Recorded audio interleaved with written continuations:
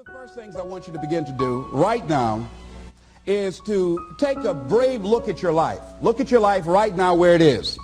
So let me ask you some questions. As you begin to look out on the future, look out on this year, let's take personal inventory. What has brought you here?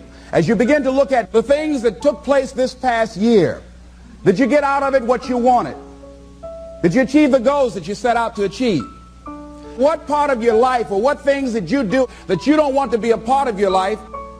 Are there any people, as you begin to look at your life and look at where you want to go and what you want to do, are there any people that might be some dead weight that you need to think about unloading? Because what you have found through that relationship, that it's more toxic than it is nourishing, is more debilitating than it is empowering, and so now you've got to make a decision. See, many of us won't be able to move forward because we're not taking true inventory of our lives.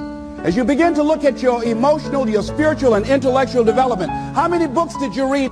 How many seminars did you attend? How many classes that you take to begin to develop yourself professionally, to improve your craft or your skill? How many new things that you learn? Just take some personal inventory, just thinking. Beginning to know yourself. What are the things about your past that has influenced you right now? What's your philosophy of life? What are your beliefs, things that you feel very strongly about? What are some of the things that you have picked up along the way that you've been doing them for so long you think that they're you, that you need to begin to re-examine them and perhaps get them out of your life? See, a lot of things we do unconsciously because we picked it up somewhere in life. A friend of mine out of Chicago named Rhea Steele, I was at her house to have dinner, and Rhea, who was born in Chicago, has a tremendous southern drawl. After I met her mother, I said, where did Rhea get her southern drawl from? She said, my sisters came up from Kentucky, and they used to be her babysitter.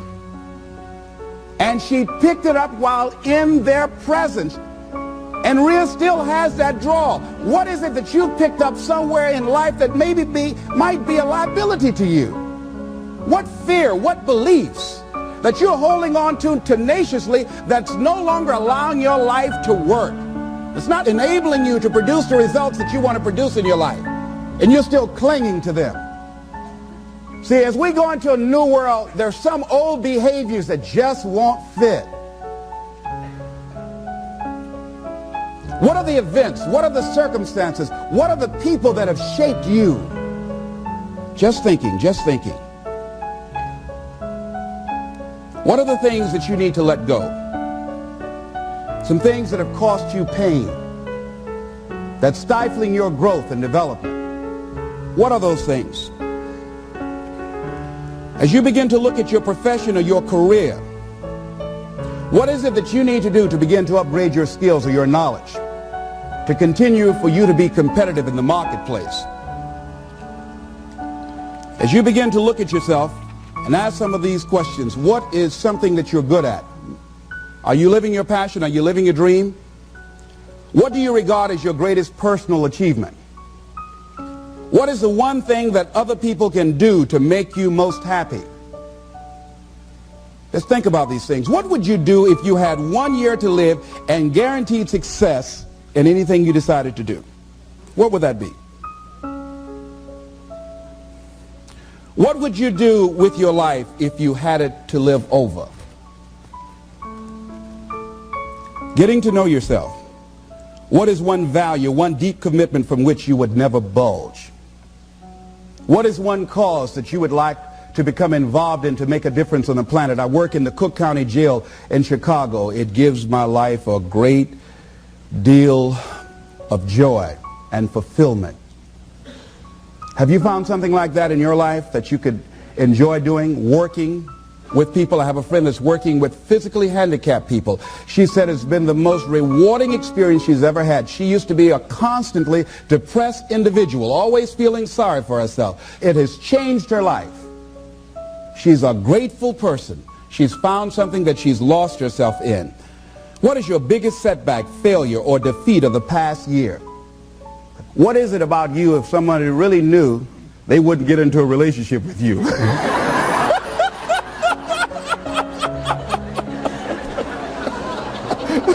Now, don't go tell it. But once you acknowledge what that is, then start working on it and changing it. Change that. It's easy to blame the other person, but start taking ownership for where you are. Are you proud of how you have been living your life? Have you explored your natural talents, your gifts, by enthusiastically trying a variety of activities? Ladies and gentlemen, a lot of us have so much talent and abilities, we just put them back on the back burner or just left them aside someplace. Never did anything with them, never brought them out here. Used to do them extremely well in high school or college, or just had a natural gift and never did anything with it. What are you sitting on? What gifts are you sitting on? Have you resigned yourself to a life feeling that nothing can be done to change your future or your circumstances? Have you been afraid to try something different because you're afraid of how people will react to you or what they will think? Those are some of the things that I suggest that you begin to answer yourself. Now, here are some things that I suggest that you begin to look at working on to develop your character. Some things that will give you some personal strength. Webster says character building activities. He says character, the pattern of behavior or personality found in an individual or group. Moral strength, self-discipline, fortitude. That's what's going to be required in order to begin to manifest your greatness. Now, looking at yourself, one of the things I'm suggesting you look at, what is it that you need to be in the process of doing more of or less of? Like being more direct. So I used to have a problem of not telling people what I actually thought because I didn't want to hurt anybody's feelings. Saying no without feeling guilty. More focused. So I used to be the jack of all trades and master of none. Used to do a lot of things. One year I decided to do one thing well. I looked at all of my talents and I decided the strongest one, my ability as a speaker, that's the one I'm going to focus on. But I'm capable of doing a lot of other things. But only when I decided to focus that I begin to reap the rewards of my talent. And then after you do that, you can begin to expand and use the other talents that you have. Deciding to keep your word. If you just decide, I'm going to keep my word. If I say something, I'm going to do it regardless. Being more considerate. More trusting. More disciplined. Being less fearful. Being more adventurous. Find something that you can look at your life that you say, hey, I know I've got a problem in this area, being late. I need to take care of that. Procrastinating. I need to deal with that. Not taking care of business, being seriously not serious. Creating an imbalance in my life where I'm spending more time looking at television or having social fun and not spending enough time working on me. See, most people, ladies and gentlemen, spend more time working on their jobs than they spend working on themselves. They work harder on their jobs than they work on themselves. And whatever we achieve in life, whatever we create, whatever we're able to manifest comes out of the human mind. Now I want you to think about 5 things that if you had the courage to do them, it will give you a feeling of satisfaction and self-respect. Think of 5 things that if you had the courage to do those things, you would feel a tremendous feeling of satisfaction within and self-respect. Take the time to write those things down, whatever they might be to you. It might be in your personal life. It might be in your friendships, your family relationships. It might be in your business. I was negotiating with a friend of mine that I admire a great deal. And this person went back on their agreement. And I did not challenge them on it. Number 1, because of my admiration for her. Number 2, because I really wanted the business, and I think she sensed that. So I didn't want to seem too picky, and I was nervous about it. And I was cowardly, because I should have said, listen, that's not what we agreed to. I should have called her on that. But I didn't want to look bad, or to appear to be negative, or risk losing the business. Look at 5 things that if you had the courage to do those things, that you would do those things. A lot of people say, well, I've been like this all my life. I just can't change. This is the way I am. Dr. Harold Griswold, a psychologist and author of Direct Decision Therapy, said something. He says, when someone says, I can't change, some part of them wants to change, but the payoffs for his present behavior are greater than the payoffs for a changed behavior, or his fear of change is too great. Ladies and gentlemen, it takes courage to live your dreams. It takes courage to manifest your greatness.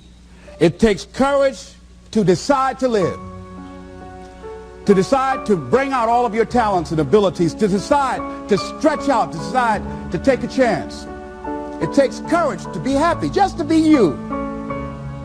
I saw a friend who I hadn't seen for a long time. Her whole personality has changed. She was an extroverted, assertive person, but because her husband has a fragile ego, when she's around him, she cows down to him. She plays to him. She's very silent. She doesn't express herself, her feelings. And there are many things she wants to do, but before she even makes a decision of what she wants to do, she checks. How will he handle this? How will he see this? Will this be disruptive in our relationship? A lot of us readjust our behavior and we end up not being who we really are in deference to relationships, men and women. Looking at the word courage, Webster says the attitude of facing and dealing with anything recognized as dangerous, difficult, or painful instead of withdrawing from it. As you begin to look at where you want to go and take personal inventory, it's going to be very uncomfortable. That's why most people don't do it. It's very painful to admit your shortcomings, to admit your weaknesses. It's very painful to do that. It's much easier to withdraw from that and just ignore it. He goes on to say the courage of one's convictions, the courage to do what one thinks is right. As you begin to look at yourself and look at where you want to go with your life, it's very important for you to ask yourself a question as you look at various areas of your life. Is what you are doing right now, is it giving you what you want? If it's not giving you what you want, it's going to take courage to decide to do something differently. It takes courage to enjoy yourself. What are some of the self-defeating behaviors that we become involved in that prevent most people from enjoying themselves? Some people develop the "what's the use" attitude. Why bother? Some people have the "I really don't care." And they convince themselves that they don't care and they don't feel anything. And after a while, they really don't feel anything. Their lives are empty. Some people say, well, it's really not worth the hassle. Just too hard. It doesn't bother me anymore. The fact that I'm not living out my dream. The fact that I'm capable of doing more and I'm not doing it. The fact that I'm content but I'm not fulfilled. The fact that I'm not living my dream. Tom Rusk and Randy Reed, in a book called I Want to Change But I Don't Know How, said people go through life many times playing it safe. He says that's the secret hope, that they say to themselves, if I never let myself feel too good, maybe I'll never get hurt too badly. A lot of people don't ever do the things they're capable of doing because they allow themselves to go along with the crowd, following the crowd. Many people have things they want to do, and they find themselves in relationships with people who are addicted to mediocrity, and they allow their behavior to influence their behavior. Following the crowd. Many people don't do it because of the fact that they allow their lack of self-confidence to immobilize them. I remember when I wanted to go into business for years, that was an agonizing thought in my mind. I wouldn't try because I didn't believe that I could make it. Of the 5 things that you would like to do if you had the courage to do, I want you to pick one thing. Pick one. And here's how to set it up for yourself that will help free you and get you unstuck. What is the worst thing that can happen if you do it? What's the worst thing that can happen? Let's say going into business for yourself, or changing careers, or getting a divorce, taking some kind of chance of something that you've always thought about doing, but You just haven't done it for whatever reason. What's the worst thing that can happen? Do the worst case scenario. Now, when you do the worst case scenario, you write those things down, the worst things that you fear would happen. When you name your fears, that puts you in control. What are you afraid of? Name it, write it out so you can look at it. Confront that fear. What is it? I'm afraid that things might work out. What else, Les? Well, I've never been in business, okay? What else, Les? Well, I don't have all the help I need, okay? Good. What else, Les? Well, I don't have enough money, all right? Good. What else, Les? Well, I don't have a college degree. What else? I'm not as good as those other guys that I've seen up there speaking, okay? What else? Well, that's all I can think of right now. Okay, good. Now that takes you to the next step. What are the benefits? What are the benefits of your acting courageously, taking life on? Well, part of what happened was that I felt better within myself, and I had a strong sense of self-respect. Going into business for myself, I made a lot of mistakes. Sometimes I was down on myself. I felt stupid. I felt dumb because people who were in business said, why would you do something like that? Well, I didn't know. Boy, were you really dumb. And I used to chime in with them. Yes, I guess I was. I didn't know any better. But the other thing is, I had to say to myself, but I did it. I did, even if I made a flop of it, I did it. I took the chance. I took the leap. What are the benefits of your acting courageously? Whatever it is that you've identified. Write the benefits down. And then focus on them. Focus on the benefits. Not on the liabilities. Not on your fears. Focus on the benefits. That which you hold in consciousness tends to manifest itself. Think about how good you feel. Think about the level of increased self-respect, the sense of self-worth that you'll feel. How good you'll feel getting up in the morning, looking yourself in the mirror because you're taking life on. The other thing is acknowledge your fears and then go into action. This book is called Feel the Fear and Do It Anyway. That's it. See, I believe anybody who's ever done anything, who's ever taken a chance, doesn't mean that they're not afraid. Courageous does not mean being the absence of fear. I think that being courageous is willing to do it because that's what you feel, and you're going to do it anyhow, regardless. So you're not going to be immobilized by your fears or your doubts. You admit, okay, I'm scared to death. Now, okay, what is it that I must choose to do? Go ahead and experience that fear, but don't let that fear immobilize you. In what you've done with your life thus far, is it giving you what you want? Is it giving you what you want? When you look toward the future, when you look at all that's going on out here, is there some place within yourself you say, hey, I know I need to be out there in that arena. I know I can do more than what I've been doing. I know there's some great music that I have within me that I haven't brought out here yet. Is that something that you begin to look at within yourself? So I used to do that, and I used to go to big rallies and see guys up speaking when I wasn't courageous enough to go out there and say, hey, my name is Les Brown, the motivator, Mamie Brown's boy, I want to talk. I would never do that. I'd just be back there looking at them and wanting to get their autograph and would say, can I meet you, Mr. Waitley, or can I meet Mr. Zig Ziglar? Please tell him, who are you? Oh, Les Brown. Because I felt within myself I was a nobody. So who am I to go talk to these guys and go get their autographs? I like to do what you do.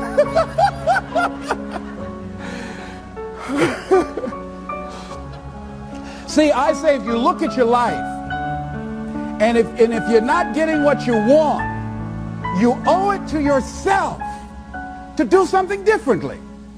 If you're on a job, 85%, they say, of Americans go to jobs that they're unhappy.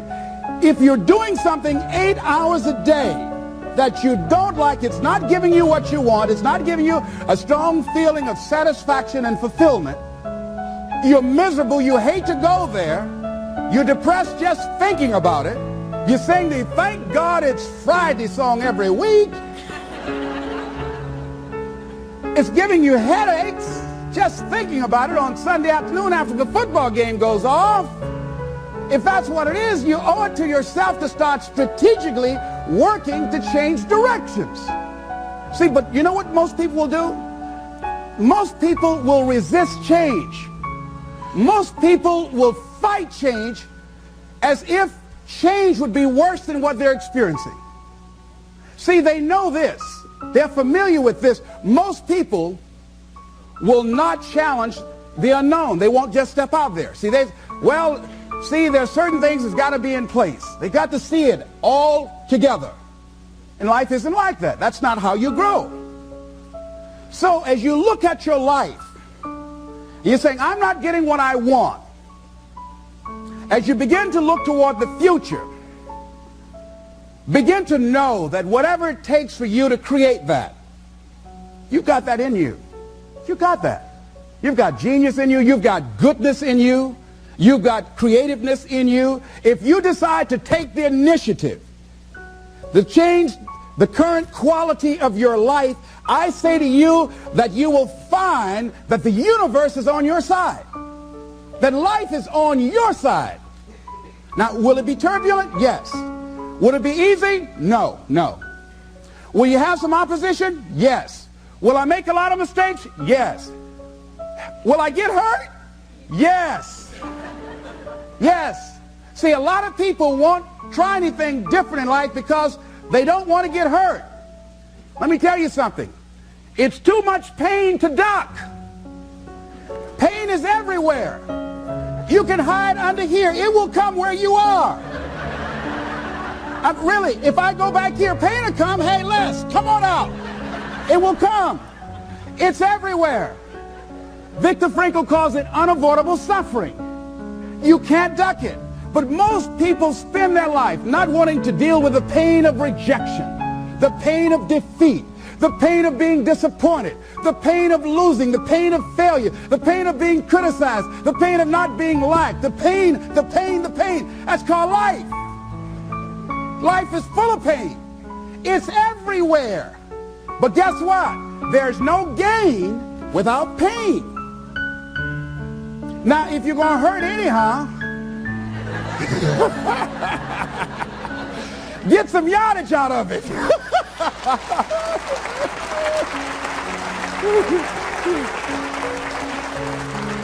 Because it's the pain of regret that you experience. If I had it to do over again, that's a pain. Don't you know that's something? When you know, I was in a seminar once and this lady stood up. If I had my life to live over again, she talked about all of the things that she would do. And you can feel the pain of regret in her voice. The pain of regret. She still experienced pain. She was trying not to experience the pain of defeat, the pain of disappointment, the pain of loss, the pain of lack of support. And she still experienced pain. It was right there. We can't get around it. Most people are governed by their habits, their fears, and the opinions of others. A lot of people never try anything differently because they have been convinced by people in their lives that they value that they can't do it. They're living within the context of the opinions that other people have of them, the low expectations. Many people doubt themselves because when they thought about doing something at some critical point in their lives, somebody they respected and honored, somebody they believed in, somebody that they loved, someone they trusted said, you can't do that. And they accepted that. That's why I didn't go off to college. I had an instructor that I believed who said, you're not college material, Mr. Brown. You're not as smart as your brother Wesley or your sister Margaret Ann. You're not college material. Why don't you try and get you a job at the post office? Try and do something with your hand, or go down to the Miami City Sanitation Department and see can you get a job there. Or why don't you try and go into the Army? I took that test, Mr. Tellers, already. And what happened? I failed. I told you. Anybody fail the Army test, you're really in trouble.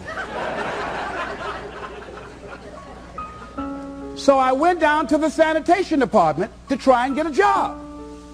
because that's what I believe was possible for me. As you look at your life, ask yourself the question, what would your life be like? What would your life look like if you decided not to care what people thought of you? What would your life be like if you decided to give up some of your fears? What would your life be like if you decided to become courageous? What would your life be like? If you decided to act on your dream, if you did what you felt in your heart. You know what courageous means? Tom Rusk and Randy Reed said. They said that courage comes from a French word which means of the heart. How does it feel to you? He says it's courage, you know, it takes courage to live. Says most people go through life not allowing themselves to step out because they don't want to let go. They don't want to be blown around. They don't want to be moved. The courage to face life's whirling wind of contradictions. The courage to love yourself. The courage to love. For years, I was afraid to love. The courage to take a chance. The courage to be who you are. He says courage isn't for somebody else, for medals, applause, or moral debts. Courage is what at that moment feels most right for you. Not just situational ethics, but what feels right in your heart. The word of the heart. What feels right in your heart.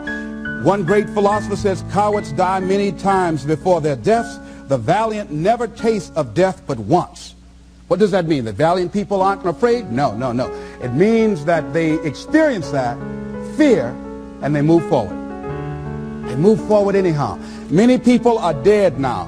Many people are allowing their dreams to die.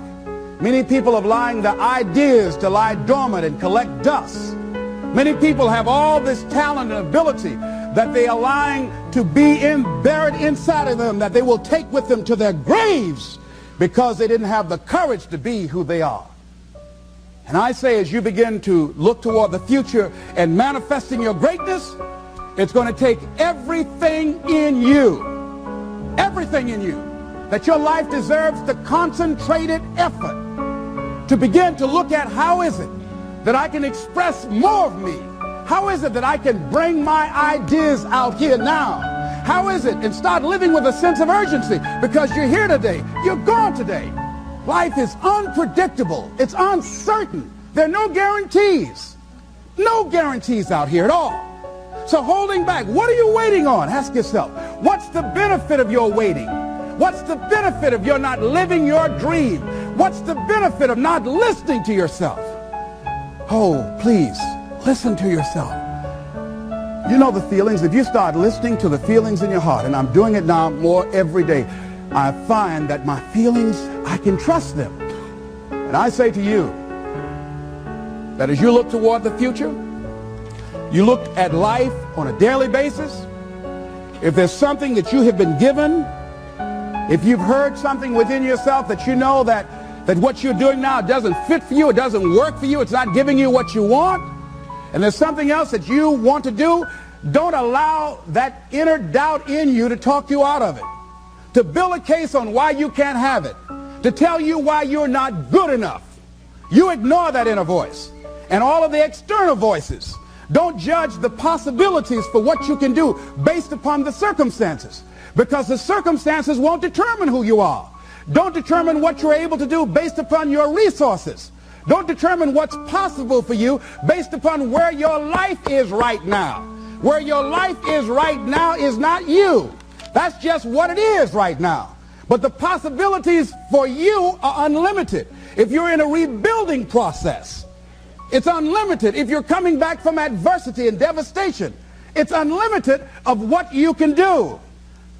That's the capacity of human beings. It doesn't matter how many mistakes you've made. It doesn't matter how many flops you've had. It doesn't matter how much money you've lost. In fact, I see it only as an investment of what you learn from life, not losses, but investments of what's possible for you. And I say to you that once you start listening to yourself, and as you begin to act on your dream, as you start just trying to find your way, doing what you can with what you have, you will start seeing things opening up for you. You'll start attracting people. You say, where'd they come from? Things will start coming together, clicking for you. You say, whoa. You start brainstorming. Ideas will come out of nowhere as you focus on it. The key to it is to begin to focus on what it is you want to do. Why, Les? Why is that important? Because as you focus on that which you want to do, that which we focus on, that which we give our energy to, it will begin to multiply. It will begin to expand. It will begin to develop your consciousness. And out of that comes your greatness. Out of that comes a commitment. Out of that comes a passion for life. Out of that comes a special power that you have in you that you haven't even called on yet. See, the powers that we have will never reveal themselves if we don't challenge them, if we don't put ourselves in a position where we have to use them. So one of the most important things is reading a book that's a really interesting book called Instant Millionaire, and the guy said, put yourself in a position where you can't retreat, where it's do or die, sink or swim. Here's what you'll find out. You'll develop incredible swimming skills, or swallow half the pool of life. You'll find yourself stroking unlike you've ever seen before. Through the inspiration of desperation, you'll become more creative than ever before. So what is it? How do we handle that whole piece? Throw your whole self into it. See, most people go at it tentatively. They don't give all their stuff. They don't concentrate.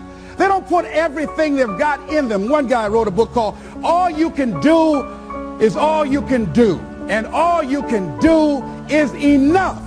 But he said, make sure you do all you can do. And if we're honest this evening, we know that we haven't done all we can do. So as we look at the future, we can decide that from this day forward, as I look at my personal relationships, if I look at my professional relationships, if I look at my family relationships, if I look at all the dimensions of my life, looking at myself mentally, emotionally, and spiritually, I'm going to do all I can do to develop me, to bring my talent out here, to make a contribution to life. I don't know what you want to do. Here's what I know about you. That you've got greatness within you. As you look toward the future and developing your greatness, begin to know that your life is worth the effort. Is it easy? No. Is it worth it? Yes. Yes, your life is worth it.